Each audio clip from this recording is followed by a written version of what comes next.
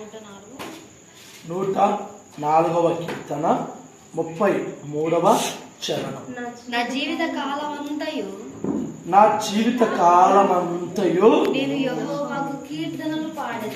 నేను యెహోవాకు కీర్తనలు పాడెదను. నేనున్నంత కాలము నా దేవుని కీర్తించెదను. ఆయనను గురించిన నా ధ్యానము ఆయనకు ఇంపుగా ఉండునుగాక. దేవుడు మరి అక్కను ఉద్దేశించి ఇస్తున్న వాక్యం ఏంటంటే, అక్క జీవించినంత కాలము ఆయన కీర్తనలు పాడుచు ఆయనను స్తుతిస్తూ ఎలాగ ఉండాలంటే ఇంపుగా. అర్థమవుతుందా? ఇంపుగా అనగా ఇప్పుడు మనం రోడ్డు పక్కన వెళ్తుంటాం అనుకోండి, చెడు వాసన వచ్చింది అనుకోండి, మనం ఎక్కువసేపు ఉంటామా? దుర్వాసన ఉంటామా? వెంటనే ఏం చేస్తాం? ఏదో చచ్చిపోయిందని చెప్పేసి ముక్కు మూసుకొని బట్ట అడ్డం పెట్టుకొని ఆ మార్గాన వెళ్ళిపోతాం, దాటి వెళ్ళిపోతాం. అదే మంచి సువాసన అయితే అనుకో, ఇంకా దాన్ని మనం ఏం చేస్తామంటే ఆస్వాదిస్తాం.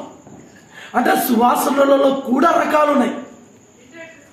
సువాసనలలో కూడా రకాలు ఉన్నాయి. మంచి సువాసన ఒకటి, అత్తరు సువాసన ఒకటి, సుగంధ తైలపు సువాసన ఒకటి, మల్లెపూల సువాసన ఒకటి, ఇలా చెప్పుకుంటూ పోతే రకరకాలైనటువంటి వాసనలు ఉన్నాయి. కానీ దేవుడు ఆగ్రహించేది ఏంటంటే ఇంపైన సువాసన. ఇది పాత నిబంధన కాలంలో ప్రవక్తలైనటువంటి, యాజకులైనటువంటి, సేవకులైనటువంటి వారు దేవునికి అర్పించేవారు.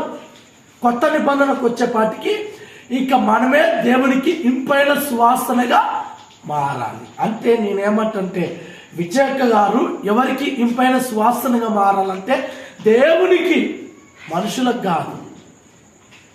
మనుషులకు ఇంపుగా మాట్లాడితే, మనుషులకు ఇంపుగా ఉంటే, మనుషులకు నచ్చినట్టుగా ఉంటే, మనుషులు మెచ్చుకున్నట్టుగా ఉంటే, మనుషులు అంతో ఇంతో సహాయం చేసేసి మొత్తానికి ఏదో ఒకటి చేస్తారు. కానీ ఏదో ఒక రోజున వాటిని ఎత్తేసే మనుషులు కూడా ఉన్నారు.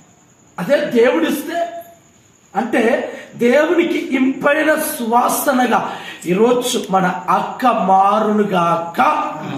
దేవుని కృప బట్టి మరి అక్కను దేవుడు అభిషేకించి దీవించి ఇంపైన సువాసనగా బ్రతికున్నంత కాలము, జీవించినంత కాలం కృపాక్షేమములతోటి తన నోట నుండి, తన హృదయంలో నుండి స్తుతి కీర్తనలు పాడునుగాక. స్తుతి పాడుటకే బ్రతికించిన జీవనదాతవు నీవేనయ్యా. ఇన్నాళ్ళుగా నన్ను పోషించిన తల్లి వలె నన్ను ఓదార్చిన నీ ప్రేమ నాపై ఎన్నడూ మారదు యేసయ్యా. నీ ప్రేమ నాపై ఎన్నడూ మారదు యేసయ్యా. జీవిత కాలమంతా ఆధారం నీవేనయ్యా. నా జీవిత కాలమంతా ఆరాధించి గణపరచును. స్తుతి పాడుటకే బ్రతికించిన జీవనదాతవు నీవేనయ్యా. అందరు మన వైపు చూపిస్తూ అక్క బ్రతికున్నంత కాలము దేవుని స్తుతించులాగున, ఆరాధించులాగున, దేవునికి ఇంపైన సువాసనగా ఉండులాగున మరి ప్రార్థన.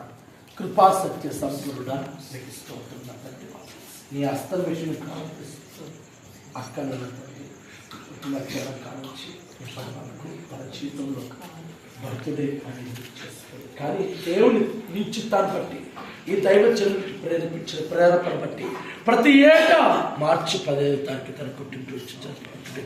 దీవించునుగాక. దేవునికి ఎల్లవేళలా స్తుతి కీర్తనలు పాడేటట్టుగా, ఆరాధించేటట్టుగా, స్తుతించేటట్టుగా మార్చునుగాక. ఇక మీదట అక్క జీవితం బ్రతుకు మనుషులకు ఇంపైన సువాసన వెదజల్లుట కాక దేవునికి ఇంపైన సువాసనగా వెదజల్లుటకై తన శ్రేష్టమైన జీవితం భక్తి మార్గంలో నడిపించుకోను గాక. ఏది ఏమైనా అక్కను దేవుడు అభిషేకించుకొని తన ద్వారా రక్షించబడవలసిన అనేక నూతన ఆత్మలు రక్షించును గాక. వస్తున్న సమర్పించుకున్న అక్క వాళ్ళకును బ్రదర్స్ కి సిస్టర్స్ కి ఒక మాదిరికరంగా తన జీవితం నిలబెట్టును గాక.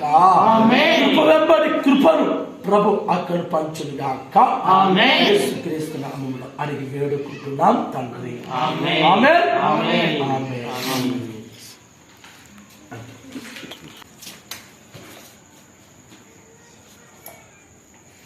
Happy birthday to you. Happy birthday to you.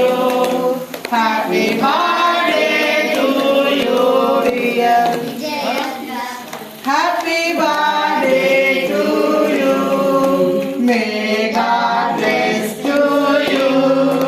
May God bless to you. May God bless to you, dear Vijayaka. May God bless to you. Anandame paramanandame ఆశ్రయపురమైన యేసయ్యా నీలో ఆపత్కాలములన్నిటిలో ఆదరించిన అక్షయుడా నీకే స్తోత్రము. ఆపత్కాలములన్నిటిలో ఆదరించిన అక్షయుడా నీకే స్తోత్రము. ఆనందమే పరమానందమే ఆశ్రయపురమైన యేసయ్యా నీలో పచ్చిక